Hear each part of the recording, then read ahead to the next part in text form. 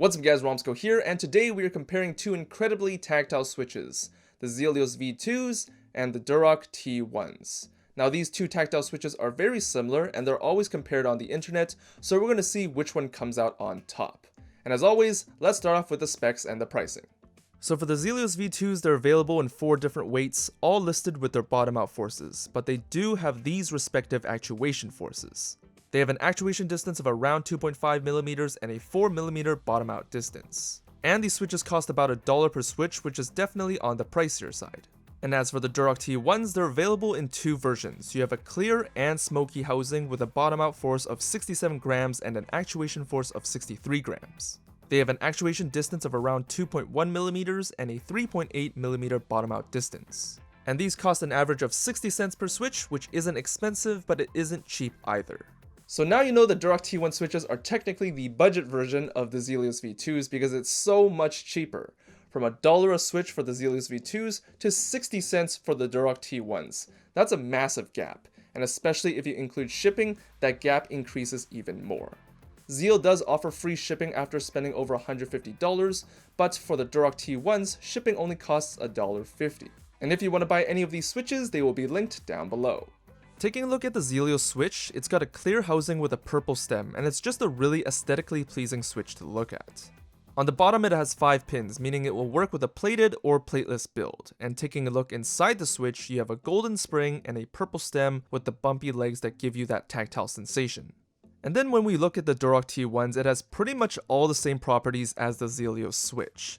You have a smoky housing or a clear housing, you have the 5 pins on the bottom, a golden spring, and a dark green turquoise stem.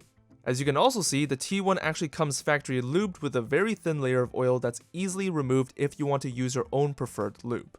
Just to clarify, we are using the 67 gram variant of the Zealios spring to directly compare to the 67 gram Durock T1. As you can see, the Zealios stem has a more prominent leg shape than the T1s, resulting in a much stronger tactile sensation. But surprisingly, the T1 still gives you a good amount of tactility that's barely behind the Zealios switch.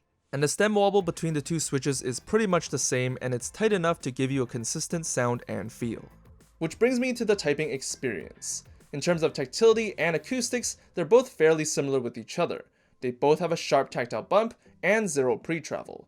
And as mentioned before, you're definitely getting a stronger tactile sensation on the Zealios V2s because of those legs, and it's much harder to bottom out on the Zealios V2s than on the Durock T1s, despite them both having the same spring tension. If you love an insane amount of tactility, you will definitely love the Zealios V2s. The amount of tactile sensation on these switches is completely out of this world. These switches are so tactile that I find it difficult to type quickly on this than on most switches. And it's kind of funny because tactile switches are usually marketed towards typists for a better typing experience, but with these switches, I feel like I'm literally limiting the amount of words that I can output because these switches are so tactile. I used to think that you could game on any switch, regardless of whether it was clicky, tactile, or linear. But after trying out the Zealios V2s for quite a bit of time and playing Warzone, I now know that this is the one switch I would not recommend gaming on, even for casual gaming, because they will exhaust your fingers. And with the time I've spent with the Durock T1s, I think I can say the same with those switches as well. But this opinion is only applicable if you use the switches unlubed. So let's have a listen to the stock typing test. And just a reminder, the Durock T1s do come factory lubed, while the Zealios V2s are unlubed.